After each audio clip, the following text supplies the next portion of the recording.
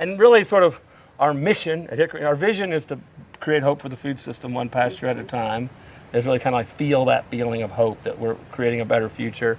And then the mission is to, like, how do we get to that vision is build community through agriculture, which to me is like, let's build a food model, beef, pork right now, but there's more coming always, and chicken, and do that, but like make sure we're good for the land, make sure we're good for animals, make sure we're good for the humans, the farmers that are doing this, the customers, the employees that work at Hickory Nut Gap. Like really, there's like this business term, stakeholder model, where everybody wins, right? And so often in capitalism, I feel like one of the bad habits of capitalism is that people win when they externalize costs onto others. Yes. The land, the animals, the people, whatever. That's what we've done with agriculture in a lot of ways. We've offloaded a lot to other countries. Yeah. I mean, every single industry that's, I mean, that's why we're trying to bring manufacturing back to America in a lot of ways. Yeah, so, that's right, yeah. But you can see this is done very much the old school way. And they all start off in the brooder house and then go into the field at about 3.5 weeks. And then they're kind of moved around. These guys butcher all the turkeys up here too. And they just did their first early batch for Thanksgiving, So.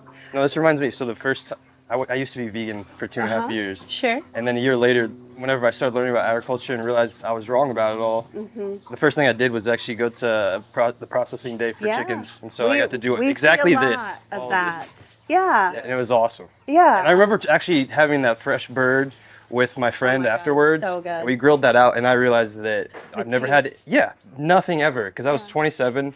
Yeah. I was just like, what the heck? Shoot, there are people that are 80 that have never had it, and it makes me sad, right? That's what I'm trying to get at to consumers too. It's the taste aspect. Yes. The fresh fruit, local fresh fruit done right, you've never had in your life. I can guarantee, especially if you've only bought it from a store. And the nutritional value is much better. Yeah, exactly. Tomatoes and carrots that are grown Yeah. in places the biggest difference. I think that's the biggest compliment we get is people that grew up on a farm and then they go, wow, this tastes just like I remember. Yeah. You know? Actually, that's because the farm I worked on too, I remember I would help out with the farmers markets.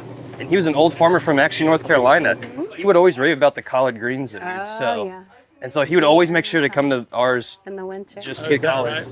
Yeah.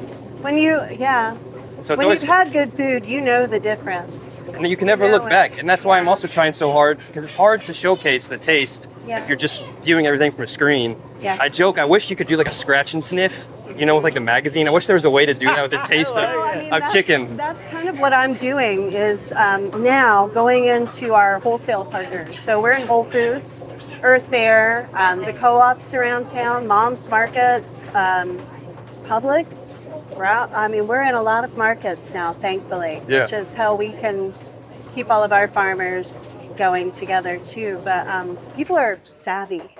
They are savvy, and I cook and serve up our ground beef, our new salamis, and when they taste it, they recognize instantly. And even if they can't really afford it, I always say, you're going to pay either way, whether it's at the hospital or at the checkout counter, and this way you're supporting a local farm and understanding that it really does make a difference to the land, the people, the animal. There's the phrase, you can pay the farmer now or pay pharma later. There they are. So what are we doing right now? Just going around making sure everyone's fed for the day and making sure all her babies are still alive. Yeah. If you guys want, you might be able to walk through here, and I don't know how she'll react to you guys getting close to the house, but they are all in there.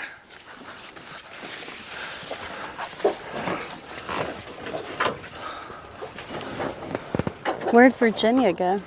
Making people aware that a space that looks like this in the mountains can be utilized for this purpose. Really, not too impactfully, there's still so much green around. I mean, they haven't even gone over into the corner of that field. Yeah. They just want to hang here. Birds, chicken necks, hearts, liver. We get a lot, and then tallow. And you can see the color of that tallow is gorgeous. So this is all in-house? For the most part, yes. There are some wholesale products, like you can find these in stores. And then we do like a heart, liver, ground beef grind. But yeah, everything from heart to pet food, we make in-house.